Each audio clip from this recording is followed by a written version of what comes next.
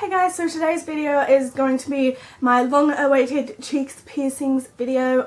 I've had my cheeks pierced for about 10 weeks now, but I want to make sure they were pretty much healed and wait until I got my bars changed to do the video for you, so I can pretty much give you as much information as possible. So without further ado, I'm just going to get into my cheek piercing video.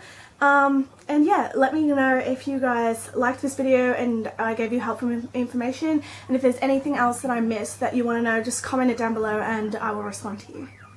Okay, so first things first, like I said, I got them pierced about 10 weeks ago. One thing I will say is you need to really look up any piercing that you are getting, especially cheek piercings, because it's not necessarily a subtle piercing. It's quite a full-on piercing. It's a deep tissue piercing, so it's quite a pain to heal, and they need lots of care, and you really don't want to screw up your cheeks, guys. So you need to make sure you're going to a proper professional piercer, which I'll get into as well. Look up stuff about it, and just make sure it's something that you really want, because like I said, it's quite a drastic piercing and it's not one you can really disguise, so you really need to talk to parents about it and everything, so make sure you're ready for it. I've been looking up and researching stuff about this piercing for 2 years now before I full on decided yes, I want to do it. So please, please, please just don't stupidly get it done. Research it, figure stuff out before you get it. Okay, so like I said, it's been 10 weeks now. I got my bars changed yesterday. They usually say to wait 8 weeks to get your bars changed, and if you go to a proper piercer, they should in fact change the bars for you, as it's quite tricky to change your bars yourself. So make sure you're ask your piercer if they will let you change it. The place that I got mine done was Cherry Core. People might not know that place. It's an actual proper tattooing and piercing shop. They do training there and everything. It's a really great shop. So if you're in the Melbourne region, just search up Cherry Court. They're amazing. So I got mine done there, and they actually let you get free jewelry after they're healed, so they give you shorter bars and everything for free. I paid $100 for my cheeks. They're not a cheap piercing. The other places that I was considering getting it done, and they charged about $200, and then there was the one that charged $150. So make sure you're going to a place that's relatively doesn't make you out of pocket, but make sure it's a place that's really clean and hygienic, and don't be scared to ask your body piercer information on the stuff that they use, and just go into detail with them, because the more that you know, the better. So these are the bars that were originally in my cheeks. They're very, very long. They are 22 gauge. So technically they're a tongue bar that they put inside your cheeks. Can you guys see that? If a place says to use that they're going to use labret studs, do not go there. I know some piercers debate whether it's best to put a labret in or a tongue bar, and tongue bar all the way. Everything I've researched says this. If you put a labret stud in your cheek will eat it. The inside of your mouth will eat the back of this flat thing. So that's why you need to have 2 round barbells at the end, so that while it's swollen, your cheek won't eat. If then eventually you want to change it to a labret stud, that's entirely up to you, but you need to know the circumstances of if you're going to get a labret stud in it.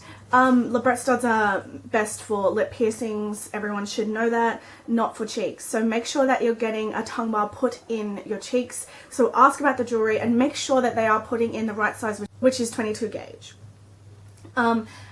Then when you get it downsized after 8 weeks, you're meant to, they should downsize it to a 16 gauge or higher. They won't, after 8 weeks, put really dimply bars in, because some people like the real pulled in effect like that. But they won't do that at 8 weeks. They shouldn't anyway, because your cheek piercings won't be fully healed by 8 weeks. They're okay to change by then, but these piercings take a long time to fully heal, because it's a deep flesh piercing. So make sure you're not going too tight in your cheeks, especially if you're changing them yourself.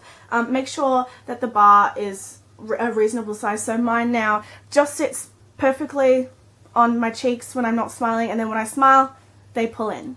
So just make sure that they're not too tight at first, and then eventually I might go tighter, but that's when they're fully healed.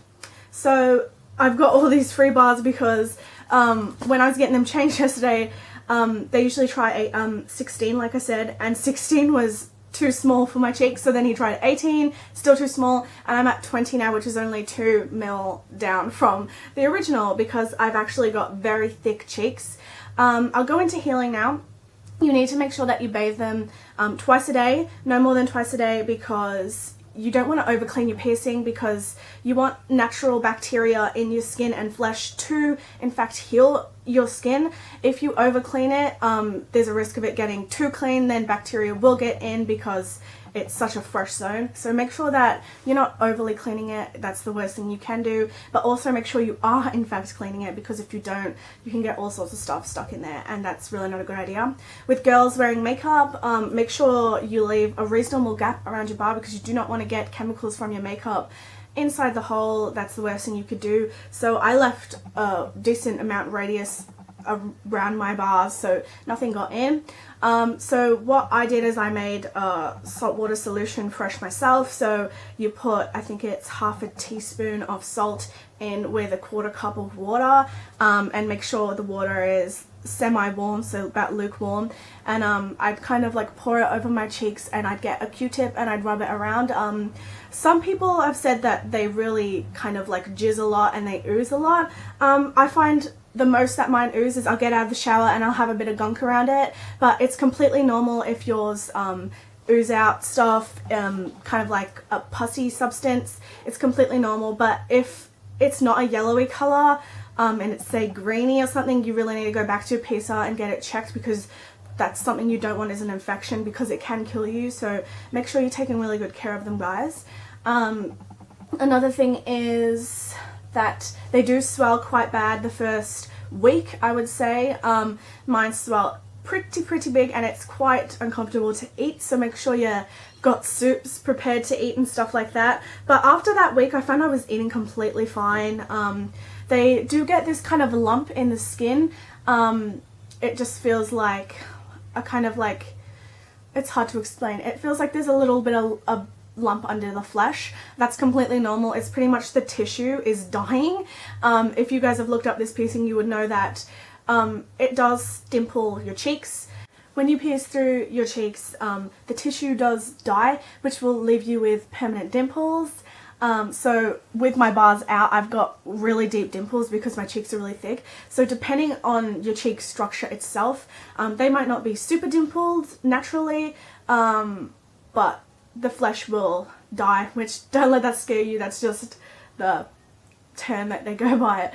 You'll just be left with permanent dimples, because yeah, so once that lump goes away, you'll find that yeah, the deeper and deeper your dimples will go.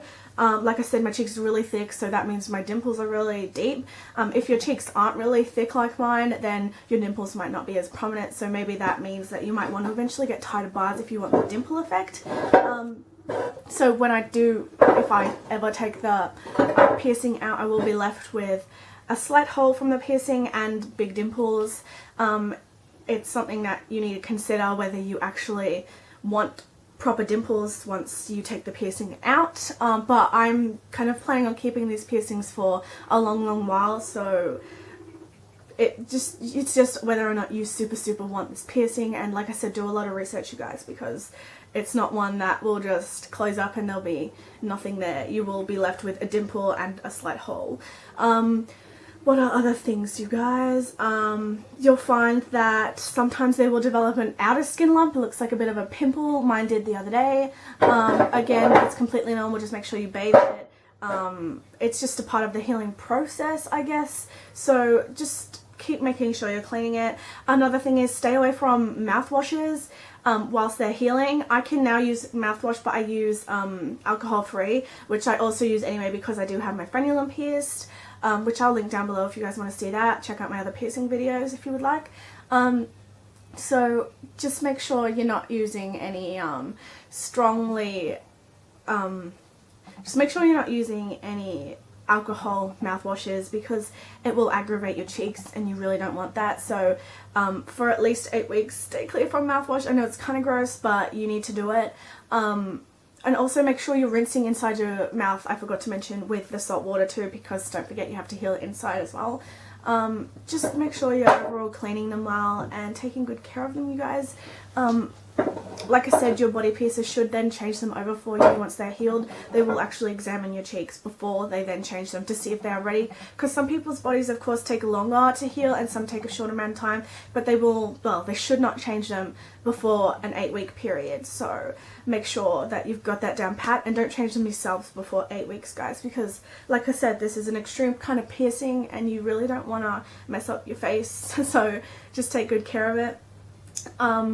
Yeah, so mine are overall going really well. I've had no issues with them whatsoever, and I find that now they are completely unsore and they're just really good, and I'm really happy with the overall result of my piercings. So make sure your body piercer shows you them, because they should take a while to mark them out. Make sure that they're exactly symmetrical, and make sure that they let you check before they pierce it, because there's nothing worse than letting them pierce it and then you see, oh shit, they've pierced it and they're not at the same angle. So make sure that you're going to a really safe place, you guys. So I think that's it, you guys. That's all I really need to go into. If I did miss anything, just leave it in the comments below.